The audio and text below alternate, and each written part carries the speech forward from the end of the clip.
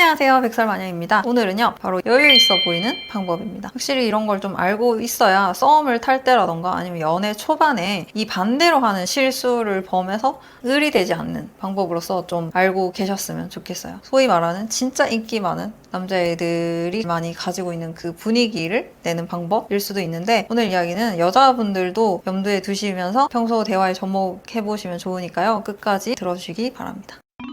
첫 번째, 과거, 현재, 미래의 또 다른 이성에 대해서 절대 언급하지 않는다는 겁니다. 오직 너와 나 단둘 외에는 다른 이성을 언급하시지 말라는 거예요. 전남친, 전여친, 여사친, 남사친, 또 다른 썸남, 썸녀 이런 것들에 대해서 이야기를 하지 마시라는 거예요. 혹시나 상대방이 먼저 그런 이야기를 꺼낸다 그러면 뭐 대충 대답을 하거나 아니면 아예 대꾸도 하지 말고 이렇게 건성으로 들으시다가 그냥 다른 화두로 얘기를 돌리시는 게 좋습니다. 근데 만약에 이렇게까지 했는데도 눈치 없이 계속 이야기하고 대답을 해달라 그러면은 우리 둘이 있는데 왜 걔네 이야기를 해야 되는지 잘 모르겠다. 나는 솔직히 관심 없다. 너랑 내 이야기만 하고 싶다. 이렇게 대답을 하시면 됩니다. 사실 제 영상에서 여러 번 언급했던 연애 하수가 자기 급 높이려고 쓰는 전략, 괜히 본인 주변의 이성들에 대해서 언급하는 거 하시면 안 된다고 몇 번 말씀드렸죠. 예를 들면 나 어제 어디 놀러 갔는데 헌팅 당했다 이런 식으로 얘기하는 거, 진짜 헌팅 많이 당하는 애들은 이런 얘기 잘 안 하더라고요. 왜냐면 딱히 이벤트가 아니기 때문이죠. 또 상대방 주변의 이성들에 대해서도 언급하지 않는 것이 좋은 이유가, 그 사람들을 언급하는 순간 여러분들이 그 사람들이랑 같은 급이 돼버려요. 그냥 이야기하는 건 괜찮은데 질투가 섞인 뉘앙스가 들어가면은 같은 급이 된다는 거죠. 왜냐면 질투라는 거는 같은 급이니까 하는 거거든요. 그래서 만약에 여러분이 남자친구인데 괜히 그 여자친구의 주변 남사친들에 대해서 좀 질투하는 뉘앙스를 내신다. 여러분은 남친인데도 불구하고 남사친급으로 추락을 하게 된다는 거예요. 여러분 스스로 여러분의 위치를 그렇게 낮추게 된다는 거예요.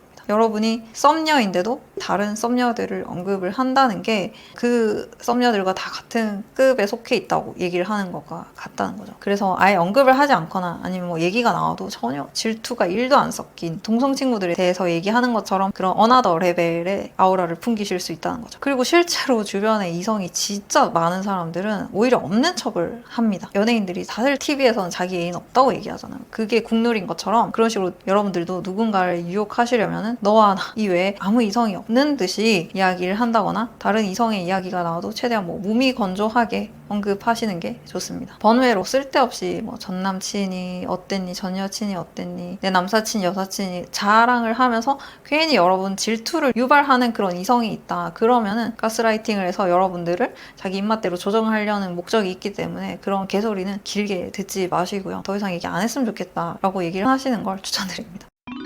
여유 있어 보이는 방법 두 번째, 보통 사람들이 이성 앞에서 감추는 것들을 그냥 대놓고 드러내는 겁니다. 보통 사람들이 이성 앞에서 감추는 것들이 뭐가 있을까요? 탈모, 쌩얼, 깔창, 빈약한 몸, 작은 가슴, 수술한 가슴, 학벌, 직장, 부모님이 사는 집, 부모님 이혼, 자동차는 뭐냐 등등 이런 것들을 너무 숨긴다거나 너무 드러내지 않는 것이 좋다는 거예요. 그러니까 보통 사람들이 컴플렉스로 집착하고 감추려고 하는 거를 그냥 내놓고 있으면은 또 그게 눈에 익어요. 익숙해진다는 겁니다. 그래서 이게 첫눈에 반하는데 방해 요소가 될 수 있지만은 같이 지내다 보면 오히려 이걸 너무 감추려고 애쓰는 사람보다 내놓고 다니는 사람이 더 인기가 많을 가능성이 높습니다. 왜냐하면 여유 있어 보이기 때문이죠. 내가 지금까지 이것 때문에 어디 가서 까여본 적이 없다라는 스탠스로 비치기 때문입니다.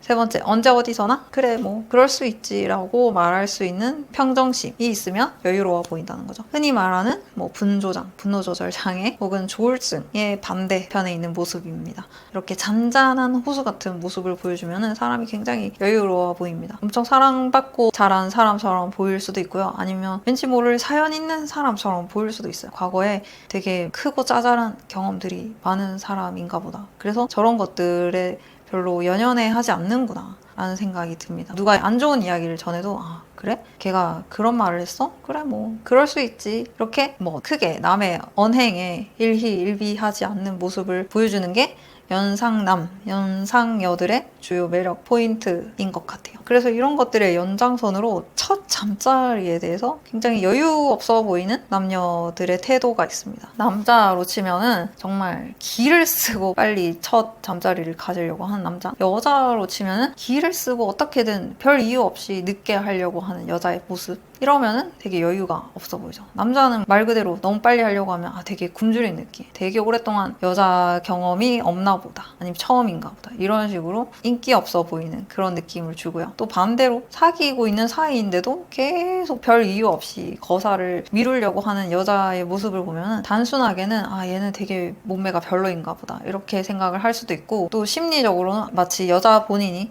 첫 잠자리 말고는 데이트 상대로서 더 이상 효용 가치가 없다고 생각하는 그런 스탠스가 느껴지기 때문에 이 또한 여유로운 모습, 인기 많은 매력 있는 여자의 모습과는 거리가 생긴다는 거죠. 그러면 뭐 무조건 빨리 하는 게 좋냐? 그건 아니고 저는 그런 상담이 들어올 때는 적어도 좀 사귀고 나서 한 달은 지나고 나서 잠자리를 하시라고 여자분들한테 말씀을 드려요. 왜냐하면은 이걸 그 전에 해버리면은 이 속궁합이랑 상관없이 여자분들이 이성을 잃는 걸 너무 많이 봤어. 뭐 갑자기 임신을 해버린다거나 아니면 뭐 사귄 지 한 달도 안 된 남자친구한테 잔소리를 미친 듯이 퍼붓는다거나 한순간에 의뢰 연애를 하신다거나 아니면 뭐 연락 문제로 막 피 터지게 싸우고 뭐 그런 난리 브루스가 막 일어나더라고. 그러니까 생리주기가 한 번 돌 정도 한 달 정도는 좀 맨정신으로 여러분 남자친구를 분석해 보는 시간을 가지셨으면 좋겠어요.